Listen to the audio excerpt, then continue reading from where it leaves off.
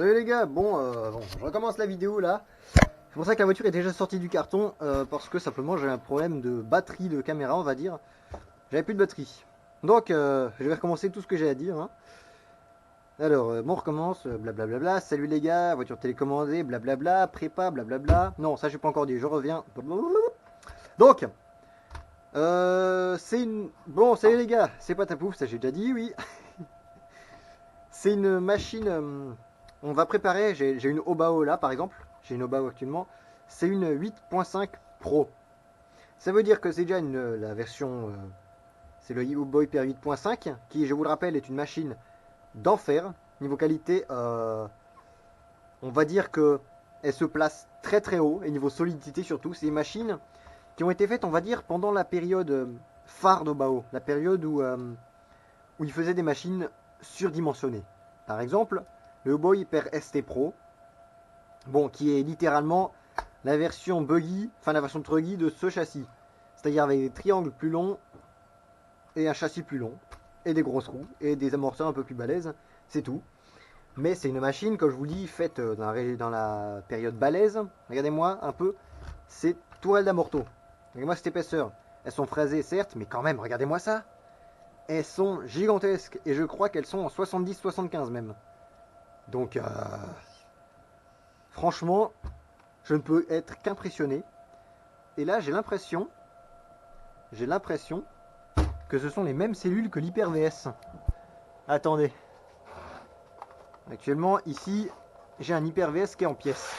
Parce qu'actuellement, il faut que je le refasse, mais je n'ai pas encore eu l'occasion de remettre la main dessus. Donc, on a Hyper VS. Déjà, les triangles, vous voyez, se ressemblent pas mal quand même. Vous voyez. Et, intéressant ça. La direction, je l'ai vu, était la même sur les Hyper 7.5, Hyper VS, Hyper 9, Hyper SS. Mais c'est pas la même sur le 8.5. Ça, c'est intéressant ça. La barre d'Ackermann est bien fraisée. Ça, c'est, franchement, il y a plein de trucs subtils sur cette machine-là. Donc, est-ce que... Regardez-moi la direction. Qui est la... Bon, et la voiture est sale. Qui est la même sur les SS et tout ça, tout ça, tout ça. Et c'est pas du tout la même ici. Ah, intéressant. Ça, je savais pas. Donc, une cellule. Donc déjà c'est pas les mêmes cales de train, ça c'est une cellule avant, et j'en ai bien l'impression que c'est les mêmes cellules. Ça c'est intéressant. Ça veut dire qu'à l'intérieur c'est des diffs de Hyper VS, donc des diffs aussi super balèzes. Parce que j'ai la cellule arrière. Bon, regardez-moi ça. Ça c'est la tourelle d'origine du Hyper VS. Si je la mets rapidement à côté, oh, littéralement c'est la même. C'est exactement la même. Impressionnant. C'est-à-dire que si je le voulais, je pouvais acheter une tourelle de SS. Bon, évidemment, au niveau point d'accroche d'amortisseur, c'est pas les mêmes. Regardez, elle est plus haute, celle du VS. Mais c'est hyper balèze. Franchement, c'est support central. J'adore. Ah, franchement, j'adore. Ça respire une qualité apparente. Ah, j'aime beaucoup. Allez, une cellule arrière. C'est pas les mêmes cales de train, quoique. Non, c'est pas les mêmes cales de train. Mais c'est les mêmes cellules. Ça, par exemple. Ça, par exemple. Donc, ça veut dire même par choc. Ah, je ne savais pas franchement que l'Hyper 8.5 partage autant de pièces avec l'Hyper VS. Ou plutôt c'est l'Hyper VS qui partage autant de pièces avec l'Hyper 8.5 parce que cette machine est plus vieille que l'Hyper VS. Ça franchement, je suis très très très agréablement surpris. Hein, je suis très agréablement surpris. Et je pense que je vais adorer travailler dessus parce que ça respire la qualité. C'est... Non, Hyper 8, oui.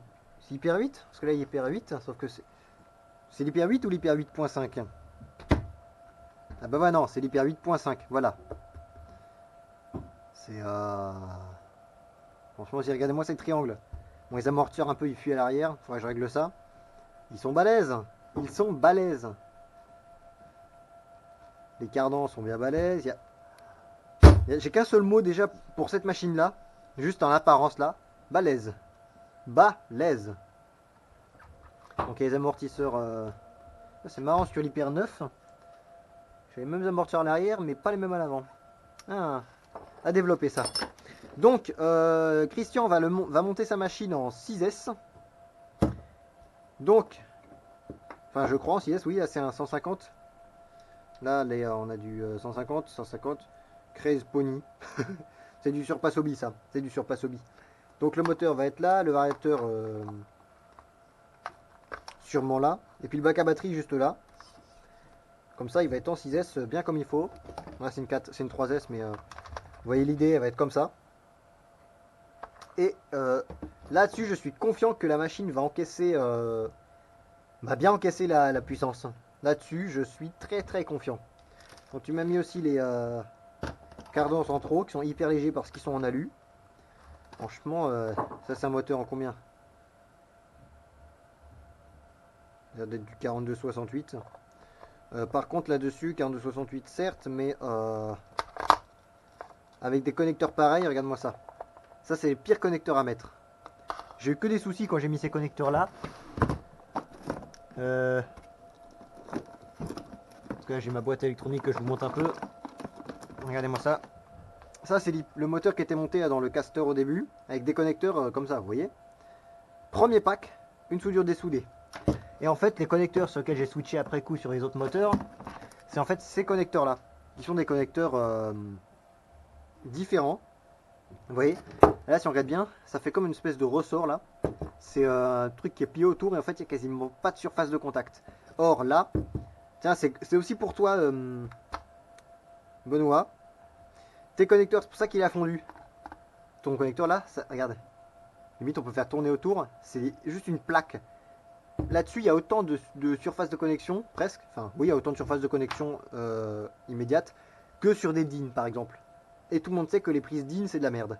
Donc là-dessus il faut absolument prendre ces connecteurs là, les connecteurs qui ressemblent. Il y en a qui sont un peu plus pleins au centre, il n'y a pas de trou.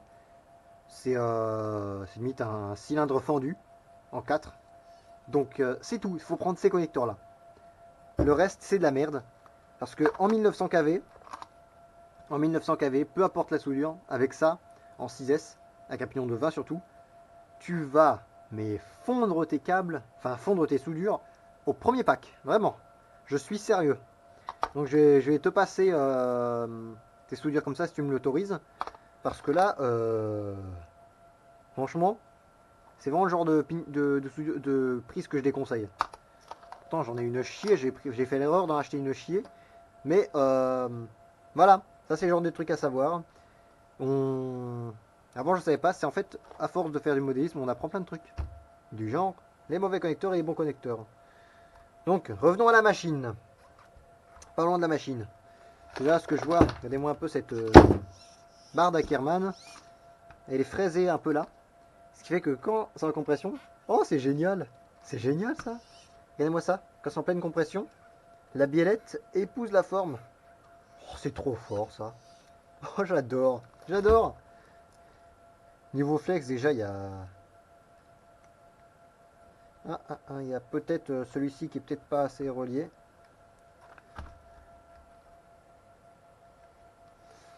Bah on va travailler le support avant, parce que le support arrière central il est très très bon. Vous voyez, il fait bien la liaison, en plus il y a ça, donc ça va bien rigidifier. Donc celui-ci, on va dire c'est bon, il faudra faire l'avant, le cerveau Vortex, Digital Cerveau, je sais pas, mais ça a l'air pas mal, ça a l'air pas mal.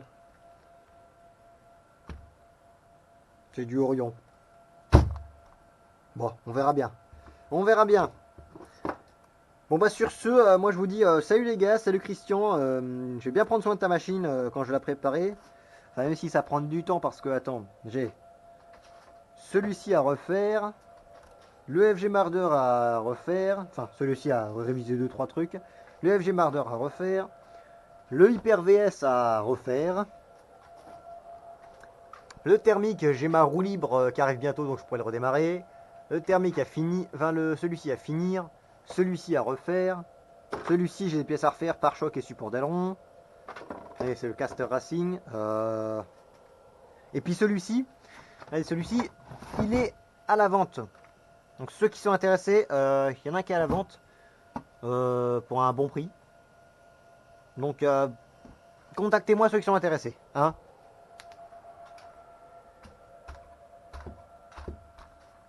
Moi, là-dessus, je vais commencer à bricoler dès que je peux. Hein. Par contre, je vois... Ouh la vache! J'arrive pas à savoir si c'est les roulements ou les hexagones qui est du jeu. C'est vrai, il y a un jeu monstre. Ah non, c'est la roue qui se baladait. Regardez-moi aussi, c'est porte-fusée CNC. Oh, yo, yo, que c'est beau. Que c'est beau ça, que c'est beau. Allez, moi je vous dis salut les gars, puis portez-vous bien. Hein. Ciao tout le monde.